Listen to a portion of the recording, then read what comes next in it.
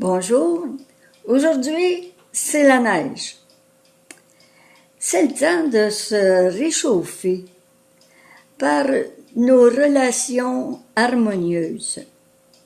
Alors, je vous parlerai d'abord de la relation, de la communication dans le couple.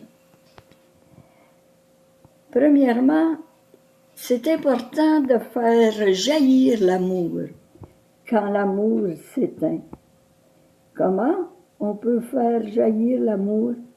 Bien, peut-être en demandant à l'autre, quand est-ce que tu te sens aimé?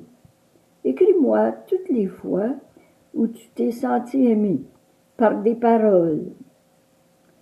L'autre bord de la page, écris-moi toutes les fois où tu t'es senti aimé par des gestes. Et l'autre conjoint fait pareil. Ensuite, on se passe les feuilles et on décide qu'est-ce qui nous convient de faire pour faire plaisir à l'autre. Et sans dire il faut attendre que l'autre commence et que moi je continue, bien, c'est sûr qu'il y a une certaine justice qui existe dans l'amour. C'est pas toujours au même à donner, à faire plaisir. Une autre façon de communiquer harmonieusement dans le couple, quand on a des conflits. Par exemple, mettons qu'on a un conflit quand c'est l'heure du déjeuner. Il faut se dépêcher, les enfants ne sont pas prêts. Alors, on va trouver quelles sont les solutions possibles. On va s'orienter vers les solutions. Alors, disons que le premier conjoint dit, « Bien, moi, je lui répète 3 fois, et puis, s'il décide de ne pas venir déjeuner quand je lui demande, eh bien, moi, je vais lui dire, écoute, là, tu viens déjeuner ou bien d'autres, tu t'en passes. » Ah, c'est une solution. On ne la critique pas. Et l'autre peut dire, mais moi, quand je lui ai demandé une fois, puis que l'enfant ne s'avance pas, eh bien, je vais le chercher par le bras, avec un beau sourire, et je l'amène à terre. Une autre bonne solution. On ne critique rien. Et après ça, on trouve les avantages et les inconvénients de chaque solution. Et quand c'est notre solution, on commence par trouver les désavantages de notre solution. Et souvent, le désavantage, c'est que ça nous demande un effort. Mais de notre côté, ça va rapporter. Et ensuite, quand c'est la solution de l'autre, on commence par trouver un avantage.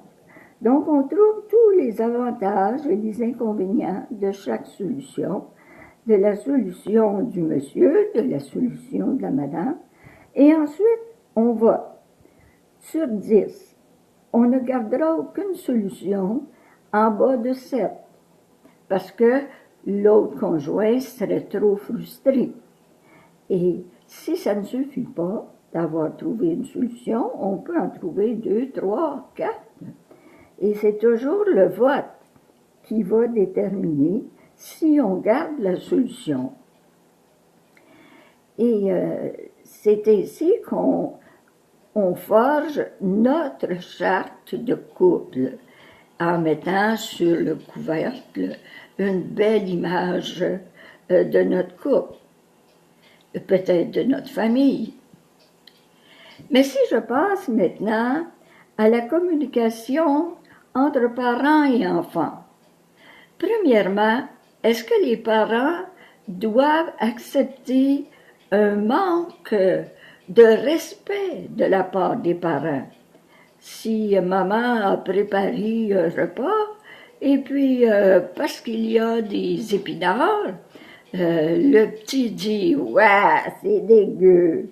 Oh, pardon, on n'accepte pas cette réflexion. Bon, là, j'ai préparé des épinards, parce que je crois que c'est bon pour ta santé, mais là, tu devrais aller réfléchir dans ta chambre à ta façon de me répondre. Et aussi, les yeux en l'air, ben, c'est un manque de respect qu'on ne doit pas accepter. Alors, nos jeunes ont besoin de réfléchir à leur façon de manifester leur mauvaise humeur. Bien sûr, ils ont le droit de manifester leur humeur, mais toujours dans le respect. Ils ont le droit de le manifester en disant « Maman, tu sais que je n'aime pas ça. » Oui, c'est correct. Je sais que tu n'aimes pas ça. Est-ce qu'on pourrait juste essayer d'y goûter? Parce que je ne me souviens pas que tu y aies goûté. Alors, peut-être en mélangeant les épinards avec les carottes, peut-être que ça serait une bonne idée. On peut essayer. Tu veux? Ensuite, est-ce que les parents respectent suffisamment leurs enfants? C'est une autre façon de se questionner. Avec quel ton on parle à nos enfants? Avec quels mots on parle à nos enfants?